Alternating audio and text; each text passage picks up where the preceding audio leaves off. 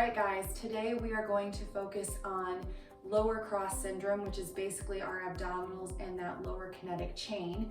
So what we want to do is really focus on proper mechanics so that we're preventing lower back and hip injury.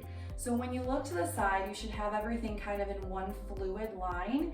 Unfortunately, what we're seeing more and more of is that head jutted forward, the stomach pooched out, and we're standing kind of like this.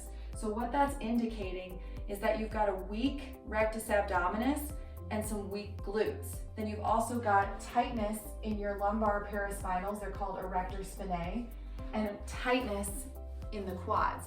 So when a muscle is tight, you want to stretch it and lengthen it. When a muscle is weak or inhibited, you want to activate that muscle.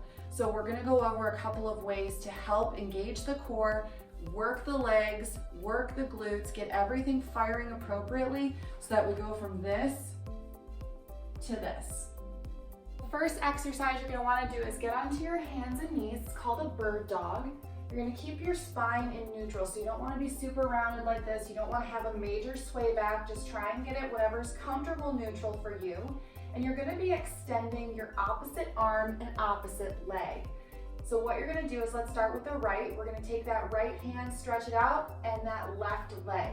You wanna try and keep your glutes engaged, keep that abdomen engaged, and you don't want your leg way up here and you don't want it over here or off to the side.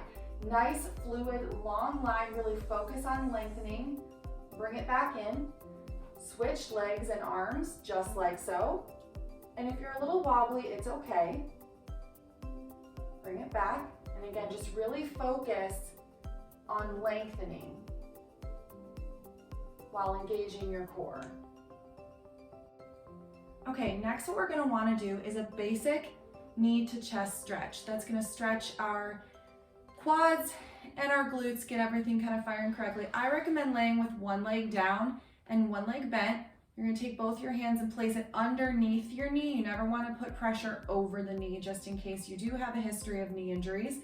So underneath the knee, gonna keep your head neutral, and you're gonna bring that knee to chest just like that, and hold for about 30 seconds. And if you do have dysfunction in your lower back, this will tend to give you a little bit of relief, but you'll notice it might start to pinch a little bit in here, indicating that your hip flexors are really, really tight. So then what you'll wanna do if that's the case is just lower the leg a little bit so you don't feel that pinching in the hip anymore. And then you'll go ahead and place that leg down and you'll alternate to the other side for about 30 seconds. And you'll repeat this 3 times.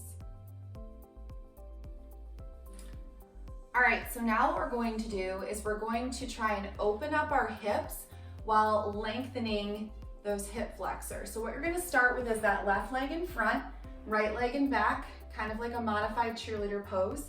And that hip will be an internal rotation here. So you're gonna focus on this back leg that you're gonna lift up, slow and controlled. You can keep your hands flat if you like. You can really feel that glute and hip activating as you're lifting that leg. Do this for 3 sets of 10.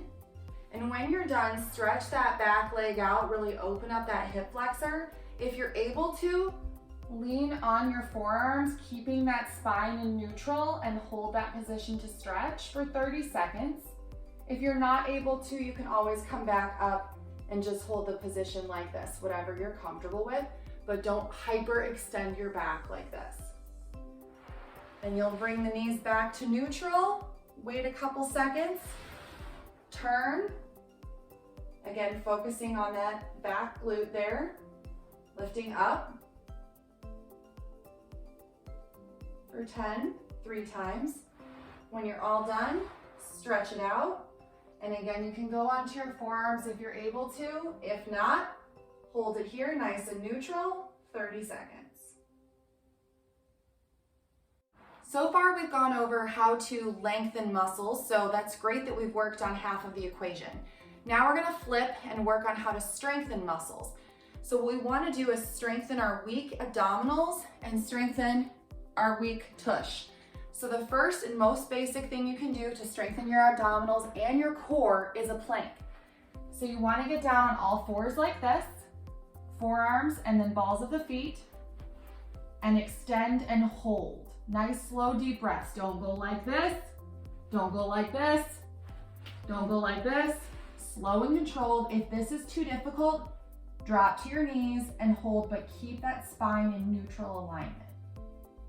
And last but not least, we're gonna build the booty. So you're gonna go into a basic glute bridge that will activate all three of your glutes, gluteus maximus, gluteus medius, and gluteus minimus. So you're gonna lay on your back, feet shoulder width apart, and then you're gonna think about someone having a pulley in your belly button pulling you up to the ceiling. You don't wanna be lifting your head. You wanna keep your head in neutral, and you're gonna hold for 3, squeeze those glutes, and bring it back down. And up, hold, squeeze, and bring it back down. If you're a little more advanced, sometimes people like to put a resistance loop around there. That is great. But if you're just starting out, slow and controlled, just body weight will be great for you.